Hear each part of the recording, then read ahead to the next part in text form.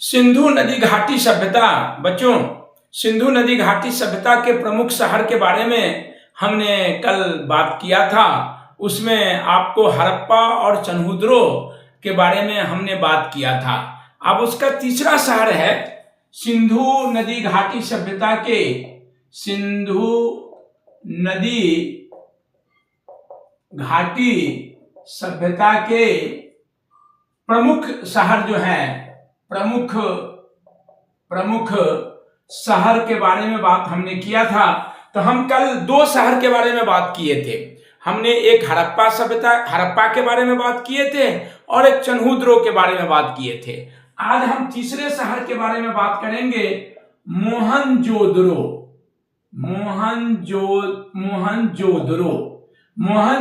शहर के बारे में बात करेंगे। इनका एक शहर जो था मोहनजोदड़ो, ये मुख्य रूप से सिंध प्रांत में, अभी के सिंध प्रांत में जो है उनमें, इस शहर में ये शहर था, मतलब ये शहर था जो अभी सिंध प्रांत है वर्तमान में, वहां पर ये था मोहनजोदड़ो।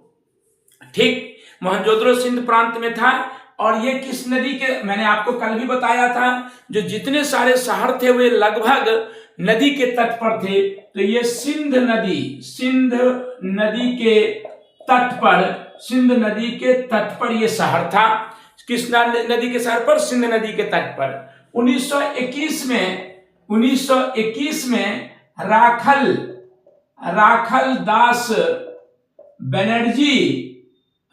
दास बनर्जी ने इनका आपको क्या किया था? खोज किया था। मतलब इस मोहनजोदड़ो शहर का खोज किया था। और इस शहर की प्रमुख विशेषताएं वहां पर क्या मिली है सो मैं बताता हूं आपको। यहाँ पर नृत्य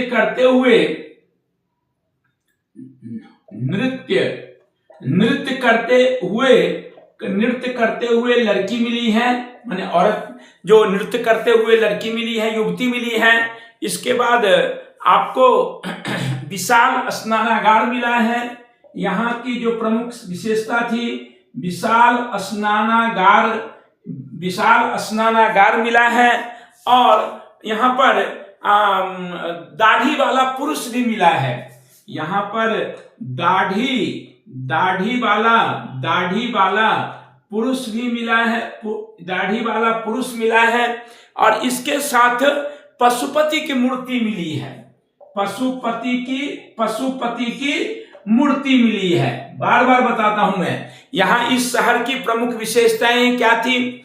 ये शहर मोहनजोदड़ो सिंध प्रांत में है, सिंध नदी के तट पर था। 1921 में राखल दास बनर्जी ने इस शहर का खोज किया। मतलब पुरातत्व विभाग में, भारत अपने बेसिक शासन में भारत में राखल दास बनर्जी जो थे वो भी इसके मेंबर थे, इस विभाग के। तो इन्होंने खोज किया था। नृत्य करते हुए लड़की मिली है, विशाल स्नानागार मिला है, दाढ़ी वाला पुरुष मिला है और पशुपति की मूर्ति मिली है। इन शहर की ये विशेषताएं थी। अब इसके बाद मोहनजोदड़ो के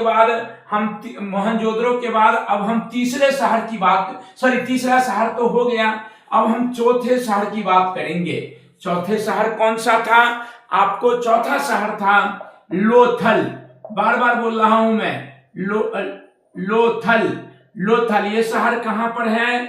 अभी वर्तमान में गुजरात जो है, गुजरात में ये शहर था लोथल। और यहां पर लोथल ये किसके किनारे था? समुद्र। लोथल जो है आपको समुद्र के किनारे ये शहर था बसा हुआ। इन शहर की विशेषताएं क्या थी? यहाँ पर प्राकृतिक बंदरगाह था। प्राकृतिक बंदरगाह। यहाँ पर जहाज बनाए जाते थे। मतलब नाव जिसको बोलेंगे, नौका बनाया जाता था। और इन नौका से मेसोपोटामिया की सभ्यता से व्यापार किया जाता था।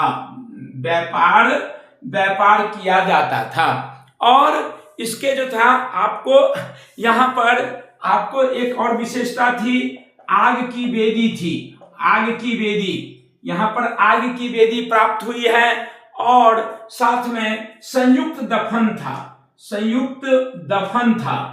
संयुक्त दफन का मतलब होता है जो वहां पर देखा गया है अवशेष जो प्राप्त हुए हैं, जो अनेक लोगों का दफन मतलब मृत्यु के बाद एक साथ दफन किया गया है, माने कब्र मिले हैं। इसलिए यहाँ पर ये प्रमुख लोथल जो था, और लोथल मुख्य रूप से गुजरात में ये बंदरगाह है, मतलब प्राकृतिक बंदरगाह वाली शहर था, और समुद्र के किनारे होने के कारण ये विश्व में अन्य मतलब मेसोपोटामिया की सभ्यता से उस समय की जो समकालीन सिंधु नदी घाटी सभ्यता की समकालीन सभ्यता जो थी, कल उस दिन मैंने बताया था, जो यह सभ्यता जो मेसोपोटामिया की जो सभ्यता है, ये मेसोपोटामिया की सभ्यता आपको जो अभी वर्तमान में ईरान इराक है वहां पर दजला फरात नदी घाटी नदी के किनारे हुआ था। इस सभ्यता से सिंधु नदी सभ्यता के लोगों का व्यापार होता था। राइट, इतनी बात समझ में आ गया होगा।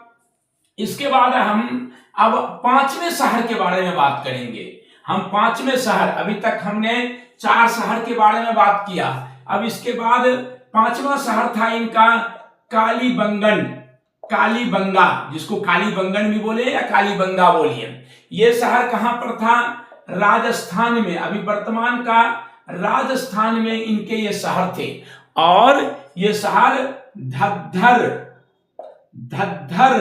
नदी के किनारे, धद्दर नदी के तट पर यह शहर विकास हुआ था। और इसमें आपको धद्दर नदी के तट पर विकास हुआ था। और इसके बाद यहाँ पर आपको काले कंगन मिले हैं, यहाँ पर काले कंगन मिले हैं, और जुते हुए खेत मिले हैं, और हर घर में कुआं मिला है। ये कालीबंगा जो था, आपको फिर बार से बताता हूं, कालीबंगा राजस्थान में, और इसमें धद्दर नदी के तट पर था। यहाँ पर काले कंगन मिला है, अवशेष में काले कंगन मिला है, जुते हुए खेत मिले हैं। इसका मतलब है जो वो लोग बैल का प्रयोग करते थे, बैल और हल का प्रयोग करते थे। हर घर में कुआं मिला है, इसका मतलब है जो पानी पीने के लिए वो कुआं का निर्माण करते थे, घर में ही कुआं का निर्माण करते थे। तो इस प्रकार से ये पांचवें शहर के बारे में हमने समझा। इसके बाद और शहर है, इनके जो शहर है कुछ मुख्य शहर है, आपको मैंने बताया था सुतुनकोंडेर, इसके बाद धौलावीरा, इसके बाद आपको इन सब 2-4 शहर थे, जिन शहरों के बारे में अब हम कल बात करेंगे। और आज तक में यही था कुल मिलाकर के सिंधु नदी घाटी सभ्यता। इसके बाद हम इसके बारे में पढ़ेंगे नगर नियोजन के बारे में, उनका व्यापार कहाँ होता था, उन लोगों की आर्थिक स्थिति कैसी थी, उनकी धार्मिक व्यवस्था कैसी थी, वो लोग मरने के बाद कैसे दफनाते थे या जलाते थे, इन लोगों की मुद्रा लिपि के बारे में पढ़ेंगे। फिर इन सभ्यता का पतन कैसे हुआ, इनके बारे में पढ़ेंगे। तो इस प्रकार से ये सभ्यता, इन लोगों की मुद्रा क्या थी, इन लोगों की लिपि अभी तक पढ़ी नहीं जा सकी है, इन सभी के बारे में यहाँ पर बात करेंगे।